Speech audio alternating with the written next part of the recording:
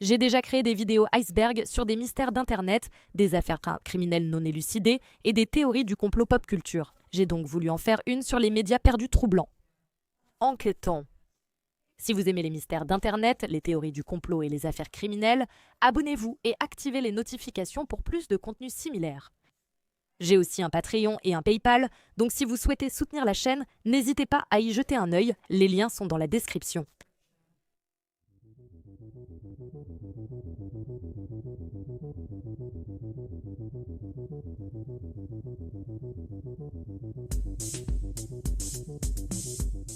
J'avais l'intention de filmer au moins l'intro avec ma caméra comme d'habitude, mais si vous vivez au Royaume-Uni, vous savez qu'on est en pleine vague de chaleur en ce moment et il fait bien trop chaud pour être habillé correctement pour une vidéo ou même pour que mon maquillage tienne sur mon visage, alors j'ai décidé de ne pas le faire. Mais on sera probablement de retour au mauvais temps britannique d'ici la semaine prochaine. Quoi qu'il en soit, cette vidéo contiendra des discussions vagues sur des sujets qui pourraient déranger certaines personnes, alors avancez avec prudence. Si vous avez le cœur solide, allez sur mon Patreon pour la version non censurée de cette vidéo, avec plus de détails sanglants et du contenu trop explicite pour YouTube. Les vidéos non censurées sont sans publicité et accessibles à tous les niveaux d'abonnement. Je me suis en partie inspirée de l'iceberg Not Safe for Life de Plagmot et de Lost Media de Blame It on George, deux vidéos fascinantes que je vous recommande. Cette vidéo portera uniquement sur les médias perdus, c'est-à-dire totalement perdus, partiellement perdus ou partiellement retrouvés, mais pas totalement retrouvés, et uniquement sur des médias qui sont troublants d'une manière ou d'une autre. Le Wiki Lost Media m'a aussi beaucoup aidé pour cette vidéo. Ils ont une section Not Safe for Life, consultez-la pour plus d'informations sur ces sujets. L'expression Lost Media prête à confusion. Pour certains, elle désigne des médias perdus, pour d'autres, tout média inaccessible au public. Par exemple, quand la police choisit de ne pas divulguer des preuves. Je me base sur cette dernière définition, donc certaines entrées de cet iceberg ne sont pas vraiment perdues, mais détruites ou confisquées et actuellement indisponibles au public. Je sais que tous les exemples de cet iceberg ne sont pas vraiment dangereux, surtout au premier niveau, mais ils restent tous troublants et cela s'aggrave en descendant. Même si j'ai essayé de choisir des exemples où le contenu lui-même est troublant, il y en a quelques-uns qui le sont moins, mais leurs histoires en arrière-plan leur valent tout de même une place sur cet iceberg. Je vais sans doute diviser cela en deux. Cette vidéo traitera des deux premiers niveaux, la suivante des deux derniers.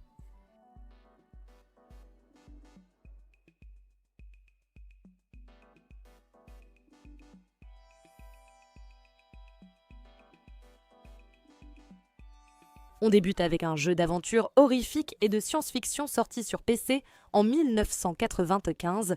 La version qui a été rendue publique est réputée pour être sombre et déprimante, mais il semble que certaines parties encore pires aient été retirées. Games Master, une émission télé britannique, a diffusé un épisode spécial gore où il montrait des extraits sanglants de différents jeux. L'un de ces jeux était « Je n'ai pas de bouche et il faut que je crie » et il montrait des scènes qui n'apparaissent pas dans la version sortie publiquement, comme une chambre froide avec des corps humains suspendus à des crochets qui a été remplacée par des quartiers de bœuf, ainsi qu'une scène où l'un des personnages mange un bébé. Certaines de ces scènes ont probablement été supprimées pour réduire la controverse autour du jeu.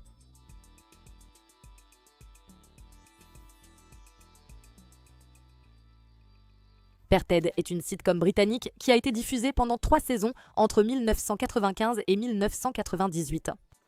Dans le dernier épisode, Partir en Amérique, le père Ted sauve le père Kevin qui allait se suicider en sautant d'une fenêtre. Cependant, une fin différente était initialement prévue où Ted rejoignait Kevin et ils mettaient tous les deux fin à leur jour. Avant le tournage de la dernière saison, Dermot Morgan, qui incarnait Ted, a commencé à avoir des problèmes de santé, notamment de l'hypertension. Le tournage de la saison a été un processus long et difficile, et une scène en particulier où Ted danse avec enthousiasme semblait l'avoir trop épuisé. Il a fallu plusieurs prises parce que l'acteur qui jouait Kevin se trompait sans cesse dans ses répliques. À un moment donné, Dermot a dit « Je ne peux plus continuer, je ne me sens pas bien. Ce n'est pas bon, je ne me sens vraiment pas bien. » Pourtant, il a persisté à jouer la scène. Le lendemain de l'enregistrement de l'épisode, il a organisé un dîner à Londres. À la fin du repas, il ne se sentait pas bien et est allé dans sa chambre. Il est revenu quelque temps après, mais s'est rapidement effondré. Personne ne s'est rendu compte qu'il avait déjà eu une crise cardiaque à ce moment-là. Il n'a pas réagi à la réanimation et est décédé à seulement 45 ans. On pense que la scène de danse a été un facteur contributif, même si elle est restée dans l'épisode. Les scénaristes pensaient déjà que la fin originale pouvait ne pas convenir, mais la mort de Dermot a renforcé leur décision de la modifier. Les scripts de la fin originale sont disponibles dans Father Ted, les scripts complets, bien que les images restent inédites.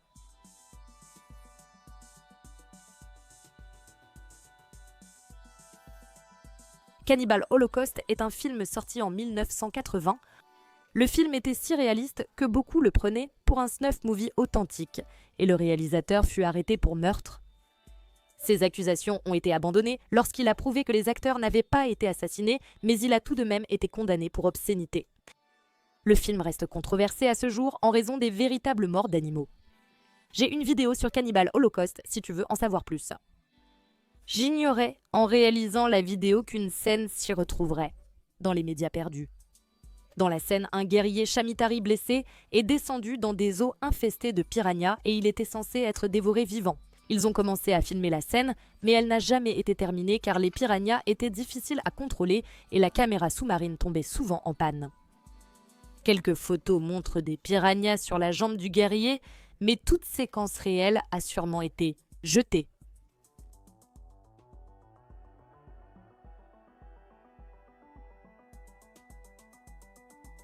Brett Haley est une chaîne YouTube animée par une famille, Bill, Katie et leurs 3 enfants, Caleb, Annie et Haley.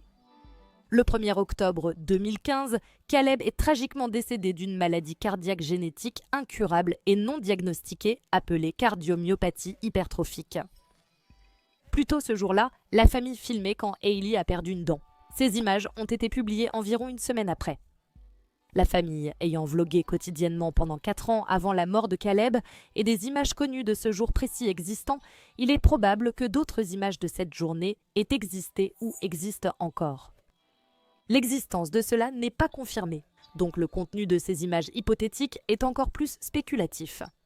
Je doute que la mort de Caleb ou ses conséquences aient été filmées, mais il y avait peut-être un contexte avant.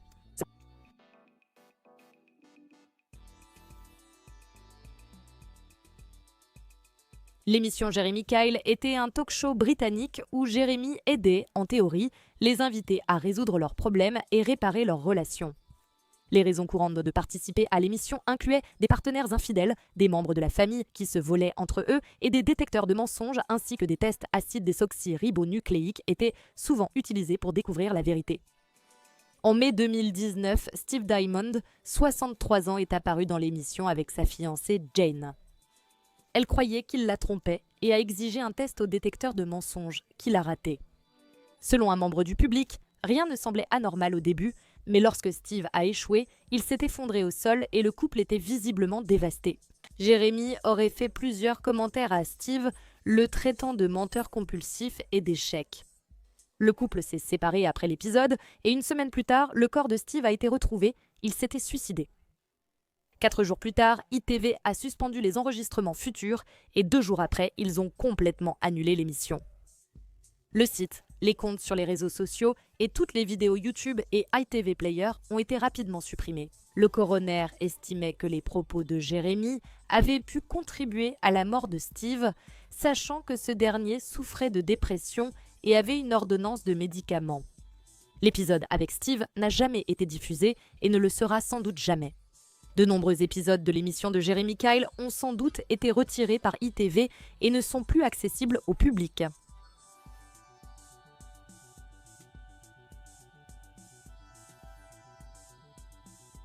Event Horizon, film d'horreur de science-fiction sorti en 1997, devait durer au moins 130 minutes.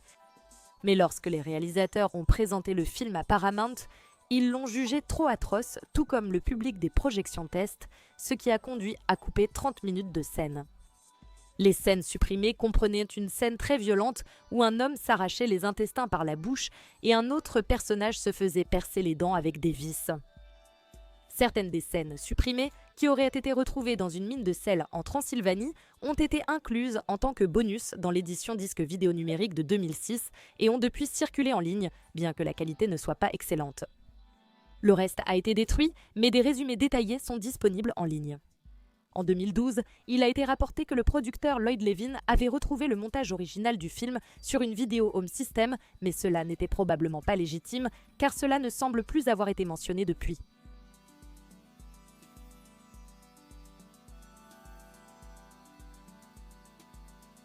Le 26 avril 2003, Aaron Ralston descendait un canyon étroit lorsqu'un rocher a bougé et a coincé sa main contre la paroi du canyon.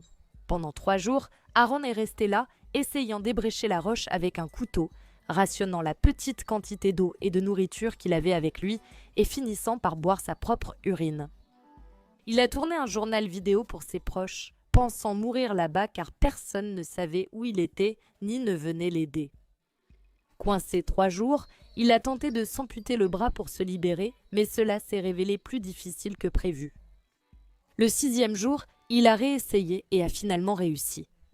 Il est descendu en rappel et a commencé à parcourir les 13 km qui le séparaient de sa voiture, mais il a été repéré par une équipe de recherche en hélicoptère qui l'a secouru. James Franco, qui a joué dans 127 heures, un film inspiré de l'incident, et les producteurs ont visionné les images d'Aaron, bien qu'ils ne comptent pas les rendre publiques. Un court extrait vidéo ainsi qu'une compilation d'extraits audio ont fait surface. Vous pouvez les regarder sur YouTube, mais le reste n'a été vu que par une poignée de personnes.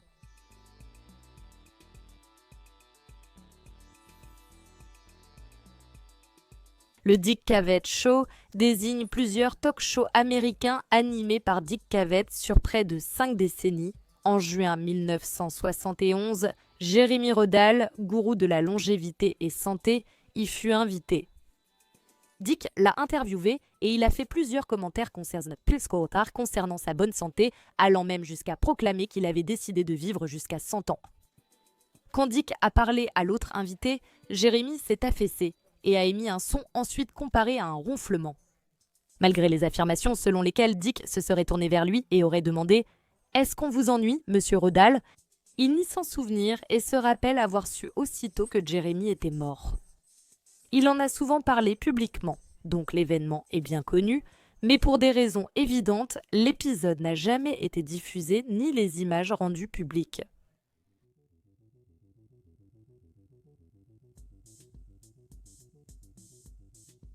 Dude, This Sucks était une émission MTV de 2000 avec seulement un épisode pilote. Le concept de l'émission, 2 capitaines d'équipe présentaient chacun une performance pour mettre en avant les talents insolites des candidats. Si l'un des juges n'aime pas leur numéro, il tape avec un marteau et le numéro est disqualifié. À la fin, l'équipe avec le plus de points gagne le prix en argent.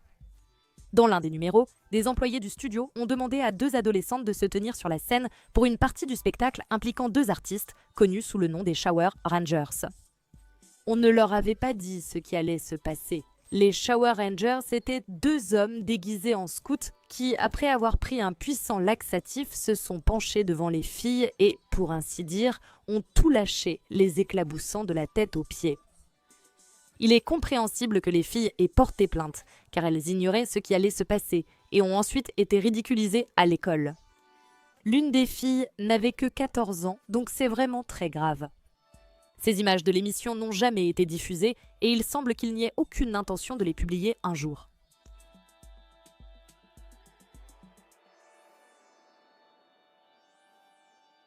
Joie Jonction était un jeu télévisé chrétien des années 80 situé dans un village fictif avec des marionnettes.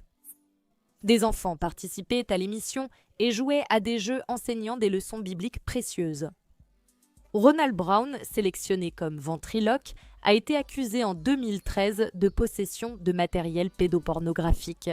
Il avait aussi évoqué en détail dans un groupe des abus, la cuisson et la consommation d'enfants, dont l'un rencontré à l'église. Ronald ne semble pas avoir tué quelqu'un, mais il aurait eu des contacts inappropriés avec des enfants. À la suite de ces accusations, on pense que la plupart des épisodes de Joy Junction ont été détruits, à l'exception de 2 épisodes complets et de divers extraits qui ont été mis en ligne sur YouTube.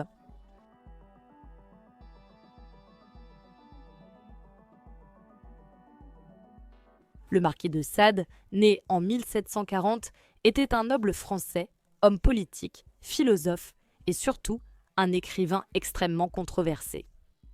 Son œuvre était vraiment inappropriée pour le travail et il a littéralement inspiré le terme sadisme, donc je suis sûre que vous pouvez imaginer le genre de sujet dont il traitait. Il a passé sa vie à entrer et sortir de prison avant d'être interné contre son gré, passant au total 32 ans enfermé. Il n'a jamais cessé d'écrire. Sans stylo ni papier, il gravait sur les murs. À défaut, il mordait ses doigts et écrivait avec son sang. Après sa mort, son fils, honteux de son œuvre, en a brûlé une grande partie. On ignore combien d'œuvres différentes il y avait, mais certaines subsistent et réapparaissent, comme 120 journées de Sodome retrouvées en 1905. Personne ne nie que Sayed était perturbé, mais son œuvre reçoit désormais des critiques plus indulgentes et est souvent jugée révolutionnaire.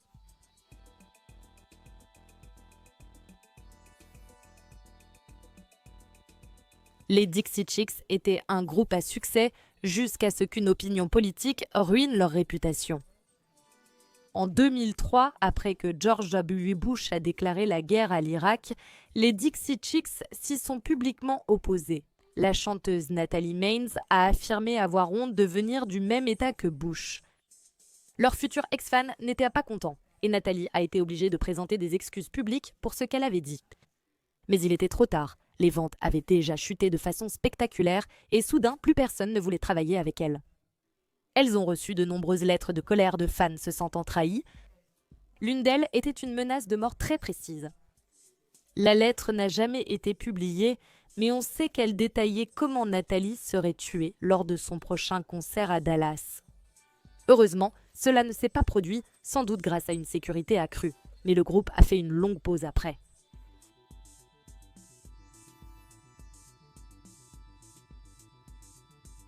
Salopé sadique est un film produit en 2002 par le célèbre critique internet Brad Jones, aussi appelé Cinéma Snob. Le film était explicite, montrant des personnages mangeant des excréments et urinant les uns sur les autres. Cela devient encore plus troublant lorsqu'une femme qui découvre que son petit ami l'a trompée décide de l'attacher et de lui faire une opération très peu professionnelle et non consentie. On suppose que peu de temps après sa production, le film a été volé, ainsi que d'autres films de Brad et toute sa collection de disques vidéo numériques. En 2018, lorsqu'on lui a demandé s'il possédait certaines des images brutes du film, Brad a répondu que c'était possible mais peu probable et qu'il n'a aucun moyen de visionner les cassettes qui lui restent pour le découvrir.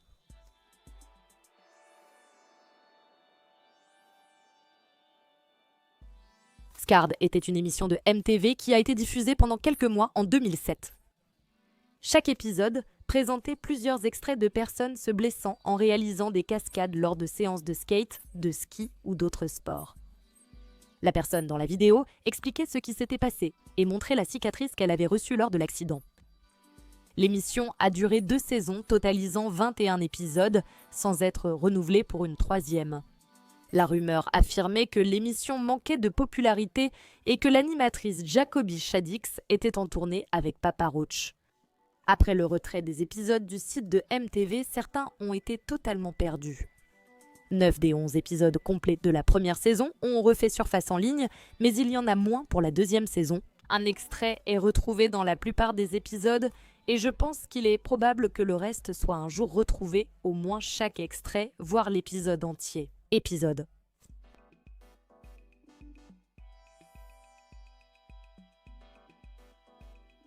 Le Massacre est un film d'exploitation de 1971, produit par Michael et Roberta Findlay.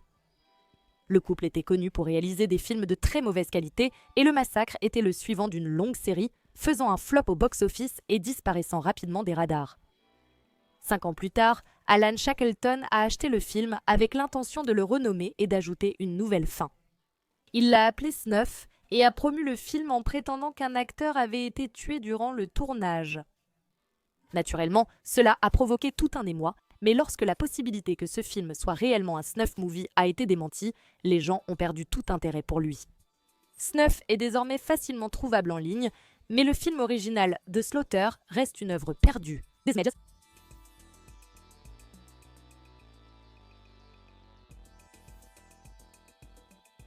Armchair Theatre était une anthologie britannique de pièces uniques, diffusée de 1966 à 1974. Un épisode était une production en direct d'une pièce de science-fiction intitulée Underground, qui se concentrait sur un groupe de survivants d'une guerre nucléaire vivant sous terre à Londres.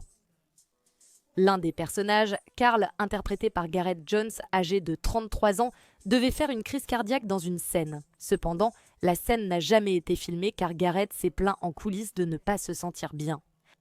Peu après, alors qu'il rejoignait ses collègues acteurs, il s'est soudain effondré. Il s'est avéré qu'il avait réellement eu une crise cardiaque et malheureusement, il est décédé peu de temps après. Le reste de la pièce a dû être rapidement réécrit et les autres acteurs ont dû improviser pour la terminer. Ils ont vu Gareth s'effondrer mais n'ont appris qu'il était décédé qu'après la pièce. Je ne sais pas s'ils imaginaient le pire ou pensaient qu'il irait bien.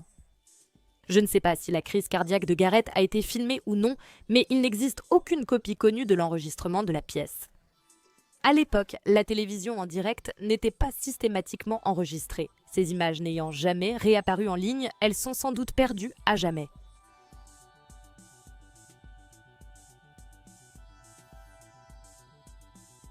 Charles Manson, chef de secte tristement célèbre, dont les adeptes ont commis 9 meurtres en 1969.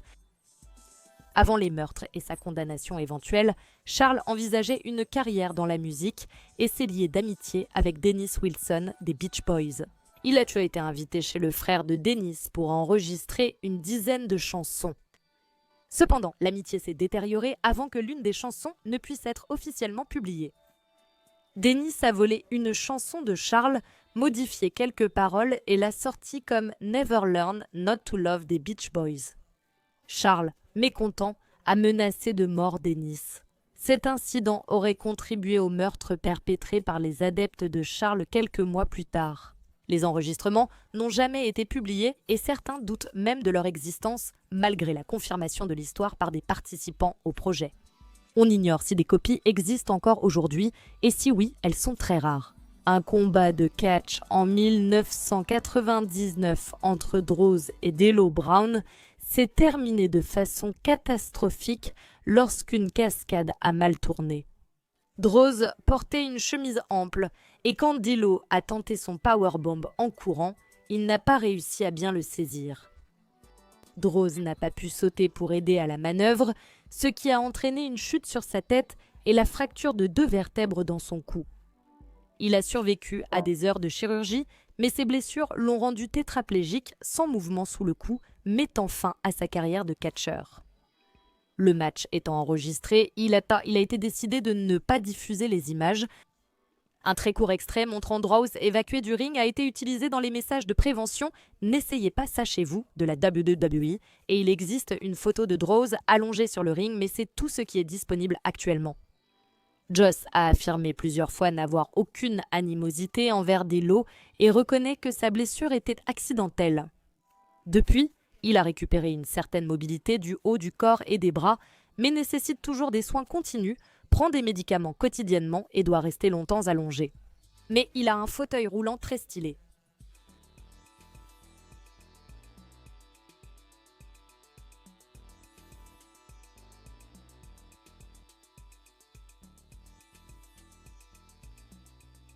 Un storyboard jam, c'est un storyboard qui circule parmi l'équipe de production et chaque membre y ajoute quelque chose. C'est vu comme un divertissement léger pour détendre au travail, le résultat est souvent grossier, offensant mais drôle. L'équipe de production de Les Razmoquettes, un dessin animé pour enfants, a créé un storyboard jam qui était particulièrement troublant. Lorsque le storyboard a été transmis à Steve Russell, un réalisateur et animateur, il affirme avoir été d'abord dégoûté, mais il a fini par y contribuer, le rendant de moins en moins approprié pour le travail. Une image montrait l'entrejambe de Stu non censurée. Russell l'a transmis à d'autres personnes qui ont ajouté des images encore pires, ce qui a donné lieu à des scènes complètement folles. Le storyboard a été confisqué et quelques pages ont refait surface en ligne, mais le reste est perdu, peut-être détruit. Ce qui est vraiment inquiétant, c'est que Steve Russell a depuis été accusé de contacts inappropriés avec des mineurs. En 2020, une femme a accusé Steve Russell de lui avoir envoyé des messages et dessins inappropriés alors qu'elle avait 16 ans. Donc, dans des circonstances normales, un storyboard de ce genre serait certainement de mauvais goût, mais pas forcément incriminant. Cependant, dans ce cas précis, cela semble être un aperçu d'un esprit dépravé.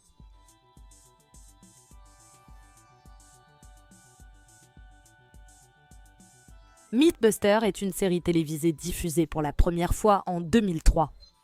Comme son nom l'indique, l'émission réalisait des expériences pour tester des idées ou hypothèses et déterminer si elles étaient côté vrai ou des mythes. En 2006, un épisode portait sur le mythe que la boîte en carton serait plus nutritive que les céréales.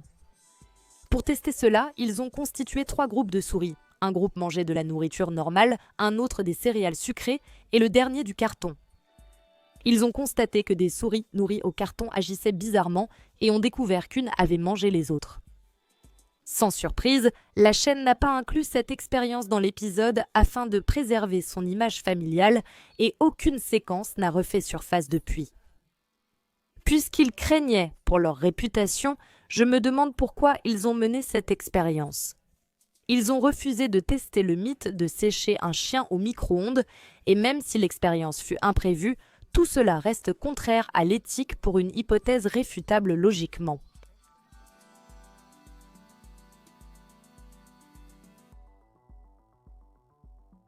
Rob Harris était un skysurfer professionnel qui tournait une publicité pour Mountain Dew en décembre 1995. La publicité s'intitulait 07 et c'était une parodie de James Bond où un homme en smoking saute d'un avion en explosion. Le scénario exigeait que Rob saute d'une hauteur de 5000 pieds, ouvre son parachute à 3000 pieds, effectue quelques cercles et vrille, puis ouvre le deuxième parachute. Ses suspentes se sont emmêlées, l'empêchant d'ouvrir sa voile de secours à temps, ce qui a causé sa mort. Bien que les images de sa chute et de sa mort ne seront probablement jamais rendues publiques, une version montée de la publicité a été diffusée quelques mois après sa mort avec l'autorisation de ses parents. Elle comprenait des images de Rob prises avant sa chute. Mort.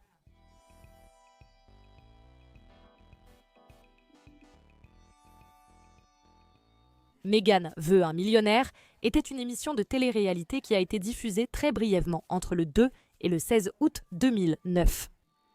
L'émission était centrée sur Meghan Hauserman, un mannequin de maillot de bain, et 17 hommes qui en gros se disputaient pour avoir Meghan comme femme trophée. L'émission n'a pas vraiment bien marché dès le début à cause de faibles audiences et de la controverse autour du concept. Au bout de 3 épisodes, VH1 a annulé la série après qu'il a été révélé que l'un des candidats, Ryan Jenkins, avait assassiné sa femme le 15 août. Moins de 2 semaines plus tard, Ryan a été retrouvé mort dans un motel après s'être suicidé. Les 3 premiers épisodes de Meghan Wants a millionnaire étaient considérés comme perdus pendant un certain temps, jusqu'à ce que quelqu'un les télécharge sur Google Drive en 2020. Le mois d'après, Meghan a publié les épisodes 4 et 5 sur YouTube, mais le 6e n'a jamais été diffusé. On ignore si Meghan en a une copie ou si elle a été détruite il y a des années. Ryan Jenkins est également apparu dans la 3e saison de I Love Money, donc cette saison a aussi été annulée.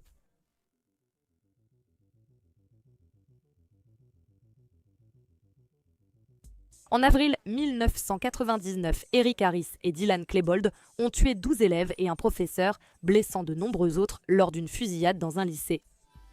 Avant l'événement, le duo jouait souvent à Doom, un jeu vidéo permettant de créer ses propres Where's All the Data.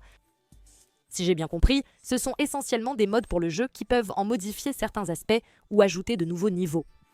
Eric a créé plusieurs Where's All the Data qu'il partageait avec ses amis et disait avoir fait un niveau sur le lycée Columbine. On ignore le contenu exact de ce niveau. Des rumeurs disent qu'Eric et Dylan s'en seraient servis pour s'entraîner à la fusillade, mais cela reste non confirmé. On pense que ce Where's All the Data pourrait s'intituler Real Doom The Sip, car Eric l'a mentionné dans l'un de ses autres Where's All the Data découverts plus récemment, mais cela reste encore non confirmé.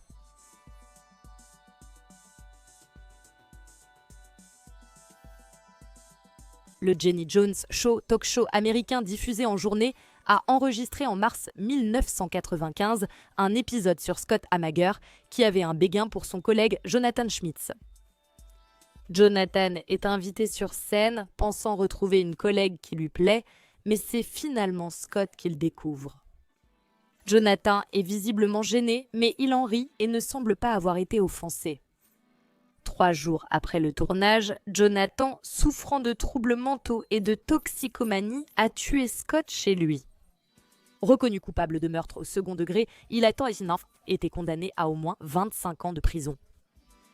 Des extraits de l'épisode figurent dans un documentaire Home Box Office et une autre série, et restent accessibles en ligne, bien que les producteurs aient choisi de ne pas diffuser l'épisode entier.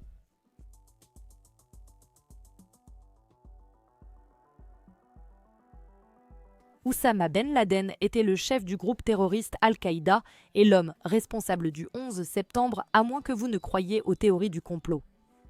En mai 2011, il a été tué lors de l'attaque d'un complexe au Pakistan par les Navy Seals américains. 3 séries de photos du corps de Ben Laden existeraient, dont certaines prises pendant le raid, montrant aussi 3 autres corps. Barack Obama, qui était président des États-Unis à l'époque, a décidé de ne pas rendre les photos publiques, une décision qui a été quelque peu controversée. Certains l'ont soutenu, craignant que la publication alimente l'anti-américanisme au Moyen-Orient, tandis que d'autres jugent ces photos d'intérêt public. Le fait qu'aucune photo n'ait été publiée, associé au fait que le corps de Ben Laden a été enterré en mer, a conduit les théoriciens du complot à penser qu'il n'a jamais été tué.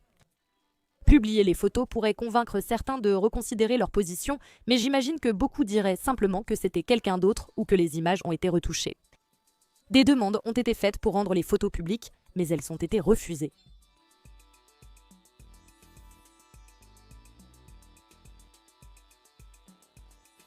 Meet Chai Ban-cho était un acteur célèbre dans son pays natal, la Thaïlande. À son apogée, il jouait dans près de la moitié des 75 à 100 films produits chaque année par l'industrie cinématographique thaïlandaise. En 1970, en plus d'y jouer le rôle principal, il a produit et réalisé pour la première fois un film intitulé In Sitong, ce qui se traduit par Aigle d'or. Son personnage s'appelait In Si Daeng, ou Aigle rouge, et il semble s'agir d'un genre de super-héros. L'une des scènes finales devait montrer Aigle rouge grimpant sur une échelle de corde suspendue sous un hélicoptère avant de s'envoler vers le coucher du soleil. Cependant, lors du tournage de cette scène, le dernier jour de prise de vue, l'hélicoptère volait trop haut au-dessus du sol et Mita n'a pu atteindre que le bas de l'échelle, alors il l'a attrapé avec ses mains. Le pilote ne savait pas que Mita n'était pas sur l'échelle comme prévu et il a donc continué à monter jusqu'à ce que Mita finisse par lâcher prise et tombe vers la mort. Tout a été filmé et la scène, bien que mal tournée, a quand même été incluse dans le film. Le contexte ou la manière dont cela a été présenté reste incertain et lors de la sortie du disque vidéo numérique en 2005, les images de la mort de Mita avaient été enlevées. Elles n'ont jamais refait surface depuis.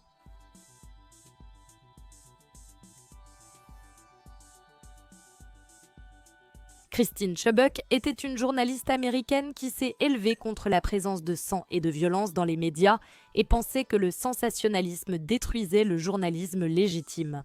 En 1974, elle s'est portée volontaire pour réaliser un reportage au cours duquel elle a demandé à un policier comment une personne pourrait mettre fin à ses jours. Le 15 juillet, Christine est arrivée au travail pour filmer le reportage du jour et ses collègues ont remarqué qu'elle semblait très joyeuse. Personne n'aurait pu prévoir ce qui allait se passer. Au bout d'environ 8 minutes, elle s'est tournée vers la caméra et a dit, conformément à la pratique de VTXLT de présenter les reportages les plus immédiats et complets sur les faits divers locaux, Télévision 40 présente ce qui est considéré comme une première à la télévision, en couleur, une couverture exclusive d'une tentative de suicide.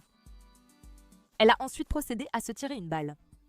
C'était en direct à la télévision, donc beaucoup l'ont vu, mais il est peu probable que quelqu'un l'ait enregistré, les magnétoscopes étant rares à l'époque. Les rumeurs sur son apparition dans des films ont été démenties et une reconstitution est sur YouTube, mais les images officielles resteront sûrement privées.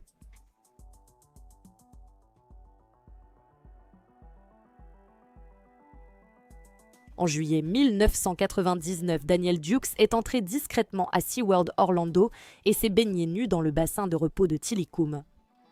Tilikum était alors la plus grande orque en captivité. Il est décédé en 2017 après avoir tué 3 personnes, dont Daniel, la deuxième. Selon les rapports, Tilikum aurait joué avec Daniel avant de le tuer, puis il a continué à jouer avec son corps jusqu'à ce qu'il soit découvert le lendemain matin, exhibé sur le dos de Tilikum. Sa mort a probablement été filmée par les caméras de surveillance. SeaWorld a refusé de commenter, ce qui me laisse penser qu'il existe ou existait des images de l'incident. L'existence de quelques photos du corps prises par des employés a cependant été confirmée, bien qu'elles ne soient pas accessibles au public.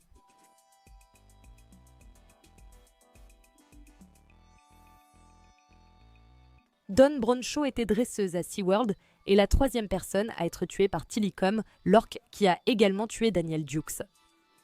Des foules s'étaient rassemblées pour voir Tilly Combe ce jour-là et la routine s'est déroulée normalement jusqu'à ce qu'il attrape le bras de Dawn. Une touriste filmait la scène et a capturé cela, mais la vidéo s'arrête vite sans montrer la mort de Dawn. Des images prouvant la mort existent mais n'ont jamais été publiées et SeaWorld veut qu'elles restent secrètes. Ils ont tenté de présenter cela comme un accident, affirmant qu'elle avait été tirée sous l'eau par sa queue de cheval. En réalité, Tilly Combe tenait son bras, pas sa queue de cheval, et il semble l'avoir attaquée car elle n'avait plus de nourriture et qu'il n'avait pas aussi bien réussi un tour. C'est triste que SeaWorld se soucie si peu des orques qu'il les garde captifs et déforme même un incident mortel pour protéger leur réputation tout en ignorant le problème.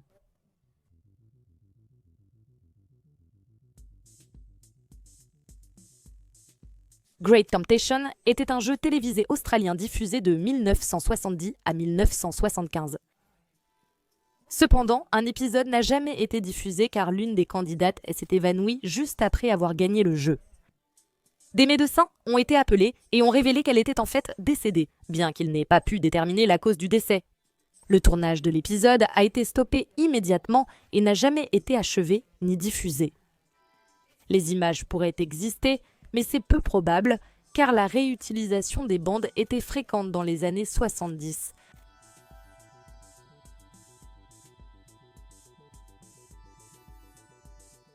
Un battement de cœur dans le cerveau est un documentaire réalisé, produit et joué par Amanda Fielding. À l'âge de 27 ans, après avoir essayé en vain pendant 4 ans de trouver un médecin pour lui faire une trépanation, elle a décidé de le faire elle-même et de tout filmer. La trépanation est une procédure ancienne dont la popularité a varié au fil des années. Les partisans disent que cela permettrait d'atteindre une conscience supérieure et une euphorie durable. On affirme aussi que cela soigne et prévient plusieurs maladies, dont la démence, et était autrefois utilisé pour chasser les mauvais esprits du corps. Ces affirmations ne sont pas prouvées scientifiquement, mais certaines personnes, dont Amanda, disent avoir ressenti un changement positif après la procédure.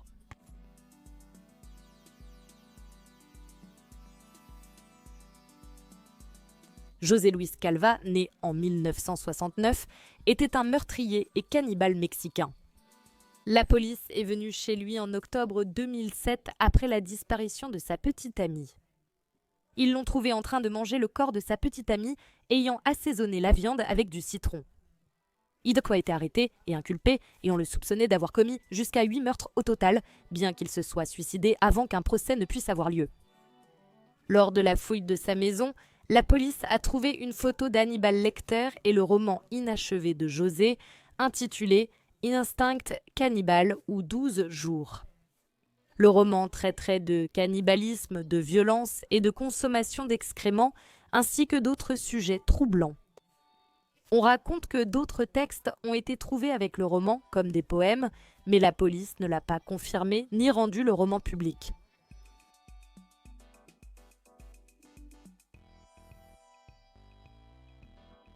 Chris Kremers et Lisanne Froon, deux touristes néerlandaises, ont disparu lors de vacances au Panama. Elles sont parties se promener dans les forêts autour du volcan Barou et lorsqu'elles ne se sont pas présentées pour retrouver leur guide touristique le lendemain matin, leurs chambres ont été fouillées. Leurs effets personnels étaient restés sur place, mais il n'y avait aucune trace des jeunes femmes, alors elles ont été déclarées disparues. Malgré des recherches approfondies, rien n'a été trouvé au début, jusqu'à ce qu'un sac à dos soit découvert 2 mois et demi plus tard, contenant des effets personnels, dont les téléphones des 2 jeunes femmes et un appareil photo.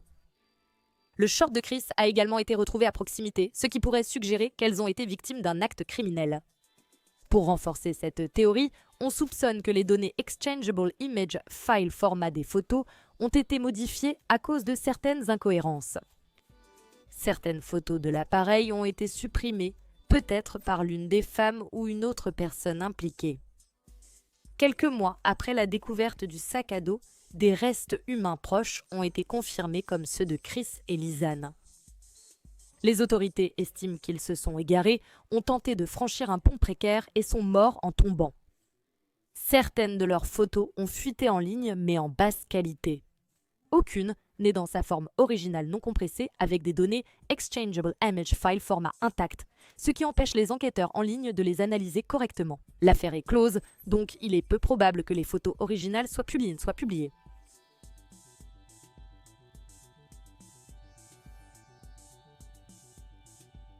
Greg et Dwayne Allman ont fondé The Allman Brothers en 1969, groupe influent du rock sudiste, jusqu'à leur séparation en 2014. Les frères ont participé à un film biographique sur leur groupe intitulé Midnight Rider, d'après leur célèbre single sorti des décennies plus tôt. Cependant, le film ne sera jamais terminé après qu'un accident tragique soit survenu. Le premier jour du tournage, les acteurs ont tenté de filmer une scène dans un endroit isolé où William Hurt, qui jouait Greg, était allongé sur un lit d'hôpital posé sur des rails de chemin de fer. Pendant qu'ils filmaient, un train est soudainement apparu au détour d'un virage et l'équipe a dû rapidement évacuer les lieux. Ils n'ont pas pu retirer le lit des rails et le train l'a percuté, projetant des éclats de métal dont certains ont touché l'assistante caméra Sarah Jones. Elle est tombée vers le train en marche, ce qui lui a coûté la vie. D'autres membres de l'équipe ont été gravement blessés, mais ont survécu. Le tournage a cessé après l'accident, mais le réalisateur voulait finir le film jusqu'à ce que Greg porte plainte contre lui. Peu d'images du film Midnight Rider circulent en ligne, mais la scène de la mort de Sarah, filmée, est pourtant facilement accessible sur Internet.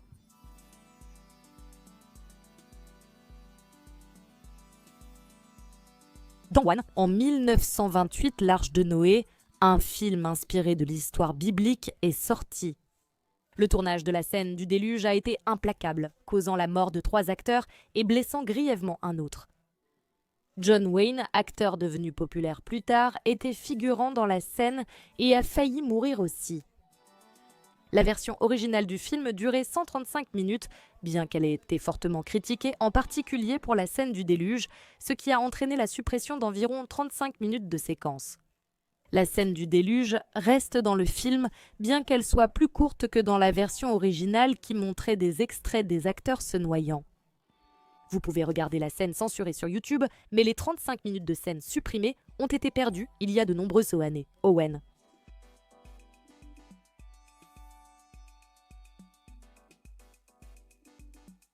Hart était catcheur professionnel au moment de sa mort et sa passion a fini par causer sa perte. Le match a eu lieu devant un public en direct et devait être diffusé lors d'un événement en pay-per-view. Étant un peu farceur, Owen avait prévu de faire une cascade qui commençait par sa descente dans le ring à l'aide d'un harnais et se terminait par une chute sur le visage au centre du ring.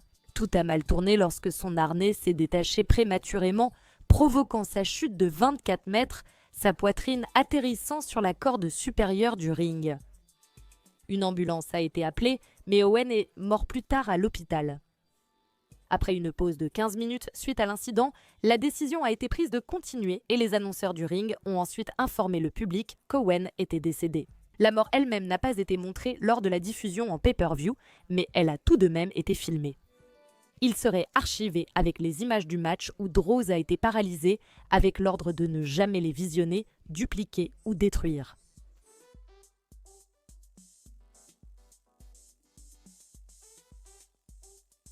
Les Hommes du Skyway était un faux documentaire sur les vols acrobatiques produit en 1920. Pendant le tournage d'une scène de crash d'avion, les projecteurs servant à guider les pilotes sont restés allumés et les ont éblouis, provoquant le vrai crash. Cela a tué instantanément les 2 pilotes dans l'avion et les images du crash ont été incluses dans le montage final du film, juste avant la réaction authentique de la petite amie de l'un des hommes lorsqu'elle a compris ce qui s'était passé. Aucun extrait ni le film entier n'ont émergé en ligne. Seules quelques photos de production, publicités et images du crash sont connues.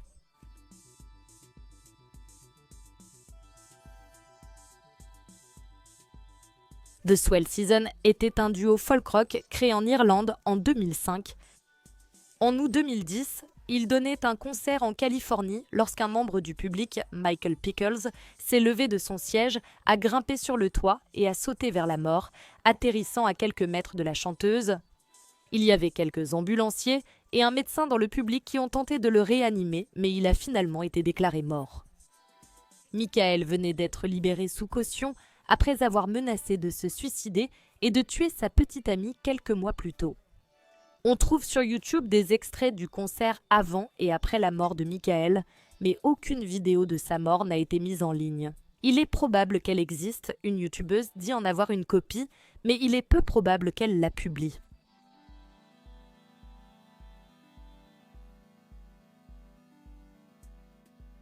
Tony Rena, pilote de course américain, a débuté la compétition automobile à 6 ans.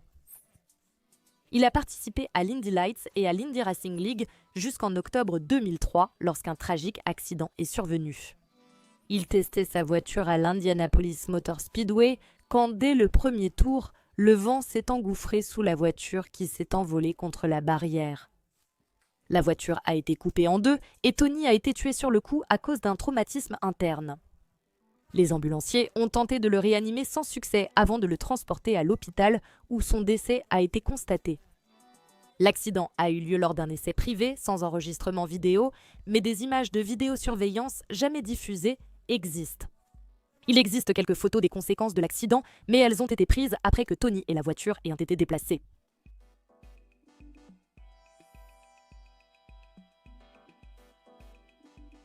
Tony, 48-29, de son vrai nom Anthony Powell, a commencé à mettre en ligne des vidéos sur YouTube en 2007, dont la plupart portaient abonnés sur la religion. Sa chaîne est rapidement devenue relativement connue, principalement en raison de ses opinions très controversées. Il lançait fréquemment de longues diatribes en colère contre l'évolution, les athées et les noirs, ce qui a entraîné la suspension de nombreux comptes. Au fil de son passage sur YouTube, sa santé mentale s'est nettement dégradée au point qu'il a envisagé de se suicider. Ce qu'il a réellement décidé de faire était bien pire. Le 13 avril 2009, Tony est arrivé à l'université du Michigan, est allé en classe, a trouvé Asia McGowan, 20 ans, lui a tiré dessus, puis s'est suicidé. Après l'événement, les chaînes de Tony ont été suspendues et la plupart de ses vidéos supprimées, mais quelques-unes ont été sauvegardées par d'autres, en entier ou en extrait.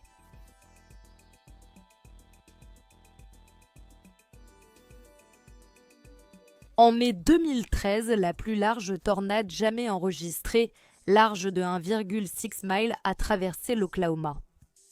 Un groupe de 3 chasseurs de tempêtes, Tim Samaras, son fils Paul et Carl Young, connus sous le nom de Twistex, ont suivi la tornade avec l'intention de placer un drone sur sa trajectoire afin de mesurer des données atmosphériques et sismiques pour mener des recherches. À un moment donné, elle s'est soudainement dirigée vers eux et est restée stationnaire à leur emplacement pendant un court instant. La voiture a été aspirée, tuant 3 hommes. Tim et Sarah restaient dans la voiture, mais les corps de Paul et Carl ont été retrouvés à environ 1 km de là. L'appareil photo de Carl a été retrouvé et la plupart de l'événement a été filmé, mais ces images n'ont jamais été publiées.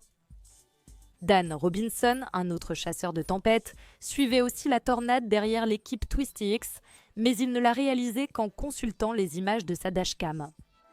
Il a failli être aspiré lui aussi, mais heureusement, il s'en est sorti vivant. Par respect pour les familles, Dan a annoncé qu'il ne diffuserait pas les images.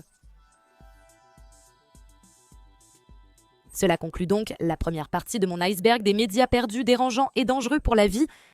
La deuxième partie contiendra des sujets perturbants. Restez attentifs dans les prochains jours. Si vous avez aimé la vidéo, likez, abonnez-vous et laissez vos impressions en commentaire. Un immense merci à mes mécènes dont les noms s'affichent à l'écran en ce moment. J'apprécie vraiment votre soutien. Merci d'avoir regardé. On se retrouve bientôt pour la suite.